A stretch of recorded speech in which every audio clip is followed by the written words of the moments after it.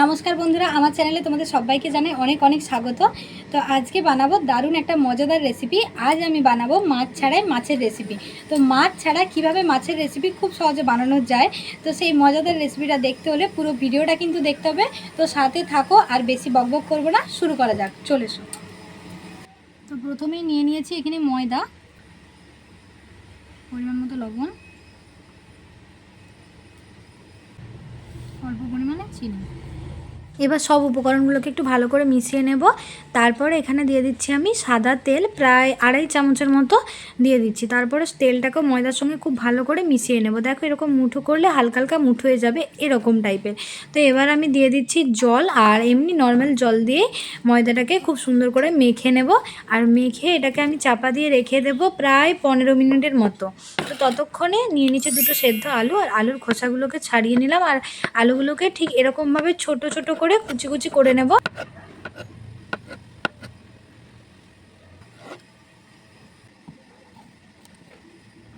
নিয়ে নিয়েছি দুটো পেঁয়াজ, পেঁয়াজগুলোকে কুচি করে নেব।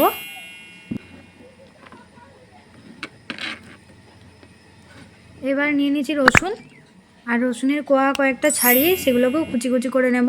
আর নিয়েছি কয়েকটা ছোটো ছোটো সাইজের টমেটো, টমেটোগুলোকেও কুচি করে নেব। আর দেখো এখানে নিয়েছি ডিম, সেদ্ধ ডিম। তো 4টে সেদ্ধ ডিম নিয়েছি। তোমরা এখানে এই রেসিপিটা যদি নিরামিষ করতে চাও তাও কিন্তু হবে। তোমরা এখানে ডিমটা না দিয়ে শুধু আলু আর হচ্ছে গিয়ে তোমরা টমেটো ব্যবহার করতে পারো, একটু আদা দিতে পারো, আর পেঁয়াজটা দেওয়ার দরকার নেই, রসুন দেওয়ার দরকার নেই, তোমরা নিরামিষও করতে পারো। মাছ বানাবো তাও আবার ডিম সেদ্ধ দিয়ে। তো ডিম সেদ্ধগুলোকে কুচি করে নিয়েছি। এবার আলু সেদ্ধ কুচি আছে, আর টমেটো কুচি, রসুন কুচি, আর পেঁয়াজ কুচি। তো দেখো আমি হচ্ছে গ্যাসটা জ্বালিয়ে নিলাম, আর কড়াইতে দিয়ে দিয়েছি রিফাইন তেল। তো রিফাইন তেলটা গরম হতেই প্রথমে দিয়ে দিলাম রসুন কুচি। তো রসুনটা হালকা ভাজা হয়ে যাওয়ার পর দিয়ে দিচ্ছি পেঁয়াজ কুচি। তো পেঁয়াজ আর রসুনটাকে হালকা হালকা করে ভাজা করে নেব। তারপরে আমি দিয়ে দেবো টমেটো কুচিগুলো। তো টমেটোটাও একটু ভালো করে ভাজা করে নেব। টমেটোটাও একটু একটু ভাজা হয়ে আসার পর এবার আমি দিয়ে দিচ্ছি সেদ্ধ করে কুচিয়ে রাখা আলু আর কুচানো সেদ্ধ ডিম।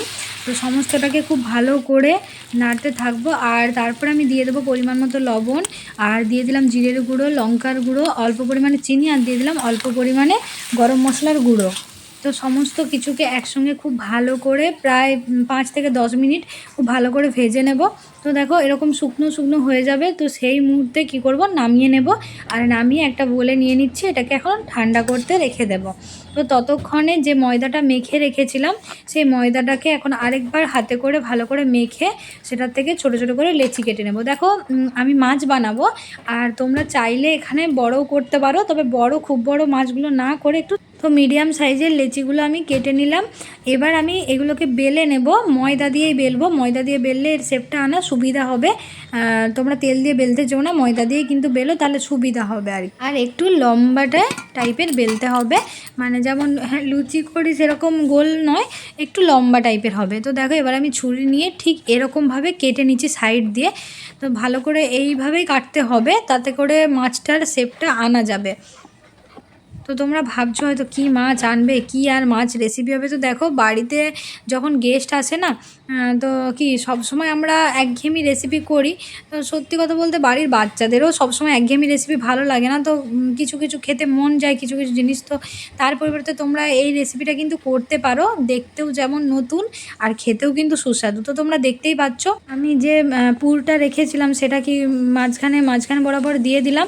আর দেখো চামচে করে ঠিক এরকম লম্বাটে টাইপের করে নিয়েছি। আর এই রকমভাবে ঘুরিয়ে ঘুরিয়ে একটা দেবো, তার উপরে আরেকটা, এরকমভাবে মাছের যে আঁশ হয় না সেরকম করে নিলাম। আর লেজ করে নিলাম একটু কেটে, আর একটু শেপ দিয়ে দিচ্ছি। আর হ্যাঁ, একটা লবঙ্গ ঠিক দিয়েছি, দেখতে পাচ্ছ তোমরা, এটাকে মাছের চোখ করার জন্য তো এই লবঙ্গটা দিয়েছি। তো বলো বন্ধুরা, মাছের মতো কি দেখতে লাগছে? হ্যাঁ, পুরোপুরি মাছ হয়তো হবে না, কিন্তু মাছের শেপে একটা দারুণ রেসিপি আর কি। তো প্রত্যেকটা বাচ্চারও যেমন পছন্দ হবে, এবং কিন্তু বড়দেরও পছন্দ হবে, মন খুশি করার একটা দারুণ রেসিপি। বন্ধুরা, আমি যে এখানে ডিম সেদ্ধ আর আলু ব্যবহার করেছি, তোমরা এখানে চাইলে কিন্তু আলু দিতে পারো, ডিমটা অ্যাভয়েড করেও কিছু সবজিও অ্যাড করতে পারো, যেমন বিট, গাজর, বিনস, এগুলো কিন্তু অ্যাড করে বাচ্চাদেরকে একটু সময় নিয়ে যদি করে দাও, বাচ্চারা সত্যি টিফিন বক্সেও যদি এটা করে দাও না, ও ওদের তো মানে প্রচুর পরিমাণে আনন্দ লাগবে, সেটা আমি বুঝতেই পারছি। দেখো মাছের মতোই কিন্তু লাগছে, মাছের চোখও আছে, আঁশও আছে, লেজও আছে, নেই শুধু পাখনা আর হচ্ছে জীবন। যাই হোক বন্ধুরা, একটা কমেন্ট করে কিন্তু অবশ্যই জানাবে।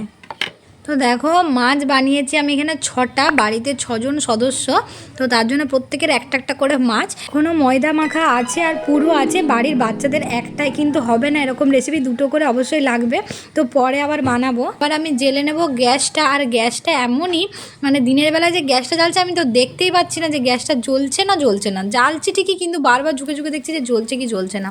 তেল গরম হলে বুঝতে পারছি যে হ্যাঁ গ্যাসটা জ্বলছে, এই হচ্ছে ব্যাপার। মানে উনুনে রান্না করতাম, তো বাবা দেখেছে যে মানে কি ফোনে রান্না করতে গেলে বারবার উনুন জ্বালাতে হচ্ছে, রেসিপিগুলো দেখাতে হচ্ছে, আবার উনুন নিভে যাচ্ছে, তো এখানে আমার খুব কষ্ট হতো। তো তার জন্য বাবা কী করেছে, গ্যাসটা এনে দিয়েছে, তো বলেছে যখন তোর হাতে কম টাইম থাকবে তখন তুই এটা রান্না করবি। ছেলে মেয়েরা যতই বড় হোক বাবা মার কাছে কিন্তু তারা ছোটই থাকে। মাছগুলো সব ভেজে নিলাম। আর হ্যাঁ, তোমরা বলবে মাছ ভাজায় তো অনেক তেল লাগে, তো কিন্তু এই মাছ ভাজাটায় খুব একটা তেল লাগবে না। তোমরা বাড়িতে যেমন আমরা পরোটা ভাজি ঠিক সেরকমই, খুব বেশি তেল লাগবে না আর কি। মাছগুলো সব ভেজে নিলাম, আর বাড়ির ছোট সদস্যরা এখন সবাই খেলা করছে মানে বিকেল টাইমে, আর আমি হচ্ছে একাই রান্না করছি, ওই জন্য মানে পুরো কি বলবো হাঁপিয়ে গেছি এতটা করতেই। এখনও রেসিপি করব, সন্ধে হতে যায়। তো যাই হোক, এখন কেউ তো মানে কাউকে খাইয়ে রিভিউ দিতে পারবো না, তো আমি একাই খেয়ে তোমাদেরকে রিভিউটা দেবো কেমন লাগছে। আমার তো দারুণ লাগছে, নিজে বানিয়ে নিজেই প্রশংসা করছি, কিছু করার নেই। বন্ধুরা তোমরাও একবার বানিয়ে খেয়ে দেখবে, তো কেমন লাগলো সেটা অবশ্যই জানাবে, আর একটা লাইক করতে ভুলো না। দেখা হচ্ছে নেক্সট ভিডিওতে, টিল দেন টাটা।